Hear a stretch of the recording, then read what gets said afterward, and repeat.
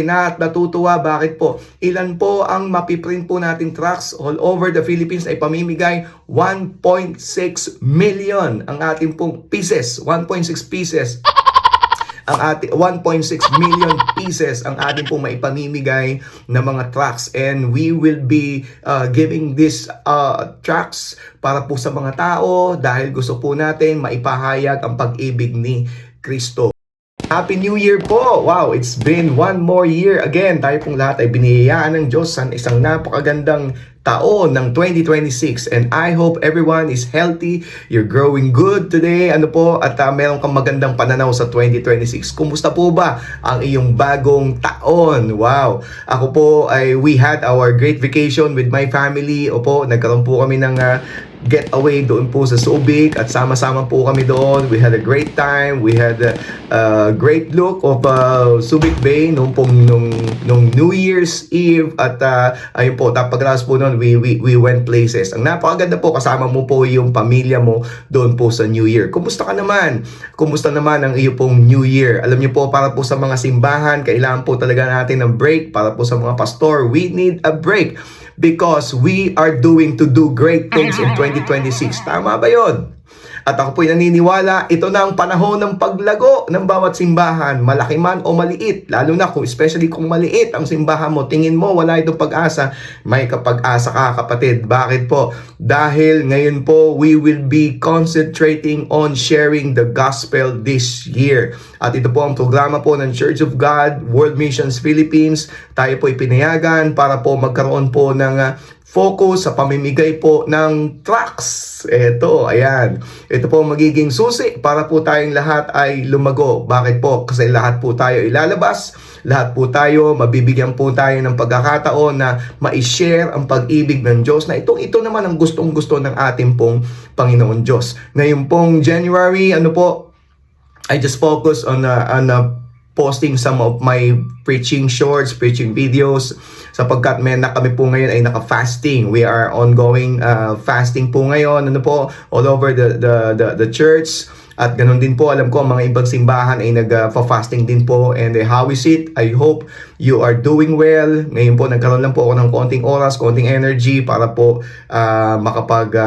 makapag-video po ngayon, because I'm so excited to tell you, dahil marami na pong mga kaganapan po ngayon, not only in the Christmas break, not only in the New Year celebration, pero alam niyo po, during the fasting ngayon, napakarami pong mga tao. Marami po ngayong uhaw na gusto nilang manalangin, gusto po nilang dumulog sa Diyos bago po magsimula talaga ang buong taon. Though ang iba pong mga tao, they are not involving in this prayer and fasting, nagsisimula na po sila, pero maganda po, nagsisimula po tayong nananalangin para sa Panginoon Diyos. Hindi lang po ito health-wise ang ating pong concern. Ang ating pong concern ay magkaroon po tayo ng magandang intimacy sa ating pong Diyos. So before we move on with our works, yung mga gagawin po natin, yung mga exciting na pinaplano po natin sa taong 2026, ang bawat simbahan para lumago, magandang dumulog po muna tayo sa ating Panginoon Diyos. Tama po ba yon? And para po sa lahat po ng mga tao na nag-aabang, ano na pong nangyari po sa ating pong trucks giving, wow, I have great news. It's already on the way at ongoing na po ang pagpiprint na itong pong mga trucks na ito. At ako po'y natutuwa, bakit po? Ilan po ang mapiprint po nating trucks all over the Philippines ay pamimigay? 1.6 million ang ating pong pieces. 1.6 pieces.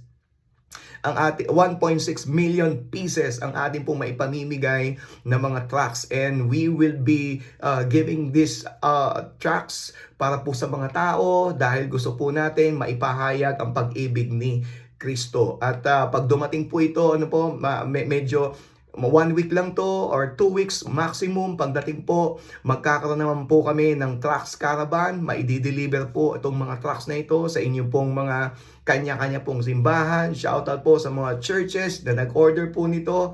Talaga pong pinagpala kayo ngayon pa lamang. Alam ko, pinag-iisipan nyo na po kailan kaya ito darating. Nako, sandali na lamang po. Because when it gets into the church at COG Dasma, kami po ay makakapag-deliver na po sa inyo at it's our desire na mahatid po ito sa inyo. So, just stand by, watch out po. Bakit po natin ito ginagawa? Sapagkat naniniwala po tayo, ito ng panahon ng bawat Kristiyano na ipahayag ang pag-ibig ng Diyos. Mga simbahan na gustong lumago, mga simbahan na tingin mo parang wala nang pupuntahan, wala nang pag-asa. Alam mo, kapatid, merong pag-asa. Bakit? Kasi ang magpapalago ng simbahan mo, number 1, ang Panginoon Diyos. Hindi ikaw yan. Pero kung ikay nakakaramdam ka ng kalungkutan, nakakaramdam ka ng pagkadismaya, parang tingin mo may kulang, alam mo, iniisip din ni Lord yan. Pero ang maganda, alam mo na kailangan lumago ang simbahan mo kasi maraming gustong ma-born again. Ngayon, maraming kailangan ng salita ng Diyos. How you are going to do it, yun lamang po ang problema. Kaya nga po, sama-sama po tayo. Nagpa-deliver po tayo ng truck. Salamat po sa mga umorder. At salamat po kasi may gagawin na ang iyong simbahan. So pag-deliver po nito, magkakaroon po tayo ng National Day of Thanksgiving on June 12. Pero sa simula pa lamang, subaybayan niyo po itong episodes na ito. Bakit po? Kasi every week, every month, magkakaroon po tayo ng mga reports. Ano na pong nangyayari? Kasi po, sa dami ng mga trucks na ito, na alam ko naman, kulang pa para sa buong Pilipinas, ito po ay maipamimigay unti-unti. We will make a habit of sharing the gospel. We will make a habit of going out. The church will go out. The church will continue to share the gospel outside. Sapagkat outside is beautiful at tayo po ngayon ay lalabas, ipapahayag ang pag-ibig na wagas ng ating Panginoon. Ito po karaniwan ang minsan nakakalimutan na po ng simbahan. Nauwi na po tayo doon sa loob lamang ng simbahan. Of course, tama naman pinagaganda mong simbahan mo kasi ayaw mo nakakakita ng maraming agiw, ayaw mo nakakakita ng mga kumukupas na pintura, ayaw mo nakakita ng mga nasisirang upuan, ayaw mo na nakakarinig ng pangit na tunog. Alam ko yan. Pero kung pinaganda mo nga ang simbahan mo pero wala namang pumupunta, papaano na lang? Sayang na lang po ang investment po natin. Ano po? Nag-i-invest po tayo para saan? Sa mga bagong tao, mga bagong kaluluwa na maboborn again at bibisita po sa ating pong simbahan. And I have another trivia for all of you. Alam niyo po ba, para po ang isang tao ay makarating sa simbahan, kailangan daw po na 7 beses siyang ma-remind na may simbahan. 7 beses siyang mabisita. 7 beses po siyang masabihan, magpunta ka na sa church. Sa tanang buhay po ng isang tao, ito po ang average. Kailangan 7 times po siyang nabibisita, 7 times po siyang nare-remind, 7 times po siyang natatapik para sabihin, magsimba ka na. Opo, sapagkat ang tao karaniwang talagang madaling magsawa sa pagsisimba. Madaling magsawa, marami silang dahilan. Gusto nila online, gusto nila ibang araw, gusto nila sabihin wala silang time, or gusto nila nagbabasa lang ng Bible. Well, tama po yan. Pero alam niyo po, ang sinabi po ng Panginoon, huwag mong kalilimutan ang pagtitipon ng mga kapatiran. Opo, huwag mo itong kalilimutan. Sapagkat ito po ang magiging susi para po tayo magabayan sa ating pong buhay. Kaya nga po, kung 7 beses, kailangan yan. Maganda, 7 beses mo na sila mabigyan. Opo, huwag mong gagawing dahilan na nabigyan ko na sila, napuntahan ko na yan. Tanungin mo muna sarili mo, kung napuntahan na yan, bakit wala pa sila sa church mo?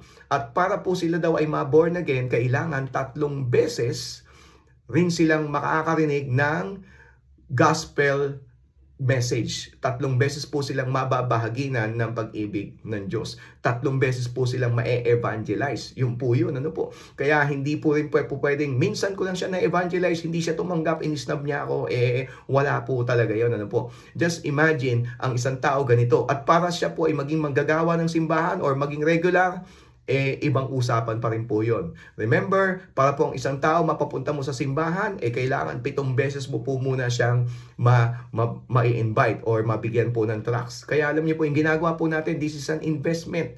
Investment pong malupit ito, sapagkat yung ginagawa po natin, ano ba naman yung mga papiso-piso lamang po na mga ini-invest po natin sa isang tao compared to the salvation that they are going to receive. Yan po pinakamaganda dyan. Hindi po waste of time ang pamimigay ng tracts o ang pagpaprint ng tracts dahil ito po ang magiging marketing tool po natin. Kung sa iba mayroon pong marketing, gumagastos po sila sa marketing. Ito po, piso-piso lamang. At ngayon nga po, dahil 1.6 million ang ating pong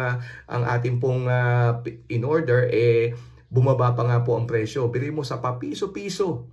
Opo, maraming mga kaluluwa makakarinig ng salita ng Diyos at marami ka pong pwedeng ma-invite. At hindi lang yan, yung pong iyong congregation, yung pong ibang mga workers, they will enjoy going out, opo, with their friends, with their co-workers, kung saan po sila po namimigay nito. At when they have the heart, isishare po nila ang pag-ibig ng Diyos. And who knows? Opo, kapag nakita ng Panginoon kung gaano kasigasig ang iyong simbahan, kagaya po ng mga simbahan na alam ko na very soon, atin pong itong itatalakayin, pag-uusapan, itong mga simbahan na naging masigasig, bagamat maliit, nagkaroon po sila ng paglago. Just imagine what happened to COG Angeles. At marami pa pong simbahan ang atin pong pag-uusapan pagdating po ng mga susunod na episode. And I hope everyone will understand ang isang tao sadyang marupok, sadyang weak. Kailangan laging nire-remind. At ang tunay na manggagawa ng Diyos, talagang kapag siya'y nakakarinig ng salita ng Diyos, nagiging inspired siya na i-share ang lahat ng kanyang naririnig. Because out of the abundance of the heart, the mouth will speak. Kaya nga po mga kapatid, tulungan niyo po ang inyong pong lingkod na kung paano po natin ito ipapamalita, ipapakalat. Opo, sapagkat naniniwala po ako ngayon 2026 is about time. Evangelism must grow. Mas lalo pang makilala ang Panginoon Diyos sa panahon ngayon na nagiging permanente na ang korupsyon. Sa panahon ngayon, nagiging permanente na, tingin ko naman yung pagsisinungaling, nagiging permanente na ang kasalanan. Parang tinatangkilik na ng kapaligiran. Why not make a change this year? Share the gospel. First within your family, or first within your life. Sa buhay mo may magbago, o yung buhay mo maging buhay na patotoo. Ikaw po ay makapagbahagi ng pag-ibig ng Diyos. Ang simbahan na dating hindi lumalabas, ngayon ay lumalabas na. Ako po'y naniniwala, magkakaroon ng pagbabagong bansang Pilipinas. Bakit po? Una, sa panloob. Baka nakikita lang natin na gusto natin pagbabago, puro panlabas. Maganda ang pagbabago, mangyari sa loob at unti-unti po yang lalabas. Nakatingin po ang marami, nakatingin po ang mga kabataan, nakatingin po ang mga tao na sa mga Kristiyano. At ikaw yan ang kinakausap ko ngayon. Kaya nga kapatid, kung mahal mong Pilipinas, tayo nang lumabas, hindi para mag-rally, kundi para ipahayag ang pag-ibig na wagas ng ating Panginoon Diyos. God bless you mga bro at sis. Salamat po sa oras na ito at dalangin ko po na ang araw mo ngayong January 2026 ay mapagpala ng Panginoon Diyos. At ganun din, sabihin mo mga ka-churchmate mo na meron po tayong YouTube video tungkol po sa pagpapalago ng simbahan, kung paano magiging aktibong simbahan, paano magiging buhay ang simbahan, paano ito lalago, at kung paano ang simbahan ay magiging practice niya ang pagpapahayag ng pag-ibig ng Diyos. Asahan ko yan. Dito lamang po tayo sa Outside is Beautiful broadcast. God bless you. Until next time. Bye-bye.